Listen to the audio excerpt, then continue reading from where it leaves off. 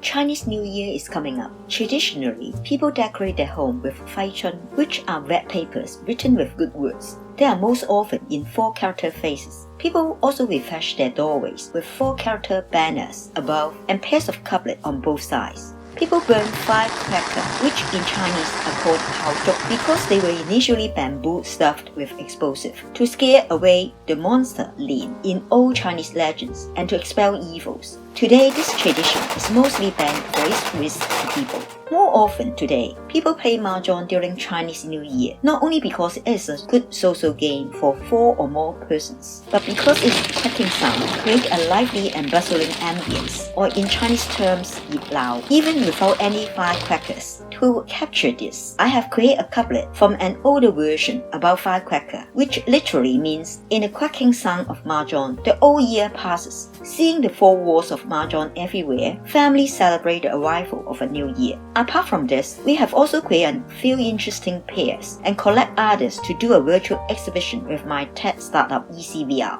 You can view further all these couplets in the virtual gallery through the link given below. With the same VR tech, I have also done an episode to teach people how to make a VR card embedded with voice messages for friends you miss a lot around the Mahjong table. In this episode, we will use Mahjong to introduce the language of Chinese and its diverse formats such as compound words, 4-character idiom called chengyu, the longer format of poetry and couplet, from which we may understand why people find Chinese difficult to learn. For the single words found in Mahjong, like the numerals, the jargons, 中法, or the 4 directions, 东南西北, we will not repeat what we have already covered in our earlier episodes. The way the Chinese language was picked up may partially account for the people's diligence and high tolerance to disciplines as a race. Many years ago, I was told by the schoolmasters of my kids that students must learn how to work hard during the primary school years, or no way they can pick up the Chinese characters, as there are no such things as logical deductions or fast-checking methods in learning the language, except rote memorization. At most, one can do is to provide learners with interest and motivation so that they can bear the pain through the tough journey of learning. That is what we are doing here, providing you with an incentive to understand Chinese through the interesting game of Mahjong.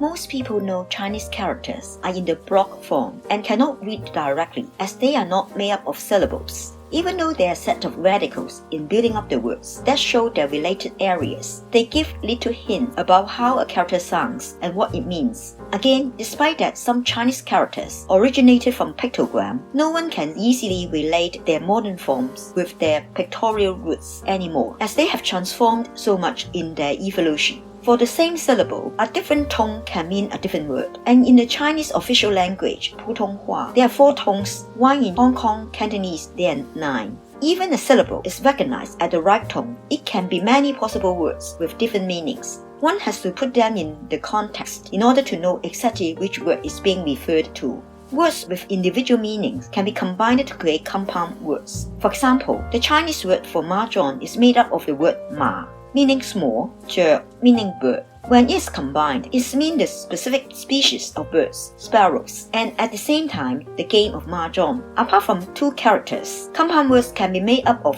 3 or even more words.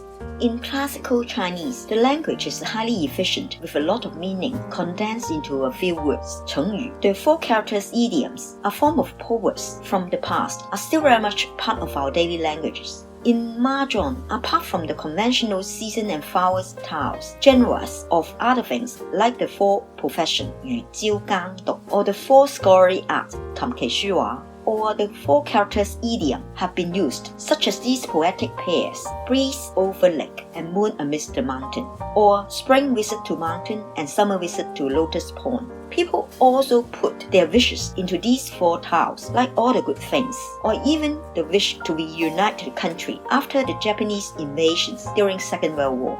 For Glocal Mahjong, we have also created many variations for these egg flowers and season tiles. We have even used Mahjong tiles to create many 4-character idiom quizzes. Apart from these 4 words idiom, in Chinese classical poems, there are standard formats both in terms of the number of characters in each sentence, which most often is 5 or 7 characters, and the number of sentences, which most often is 4 or 8. Personally, I enjoy very much writing poems conforming to this format challenge. I have written 18 casual poems about Hong Kong to capture its interesting facets and strange phenomena. This one talks about the distant relationship between people despite both buildings and people being in very close contact. This one talks about the replacement of style with light in Hong Kong's nightscape and the dominance of commercial signs and apps over building facades. There are many more, and hopefully one day I can do separate video for them in a new YouTube video.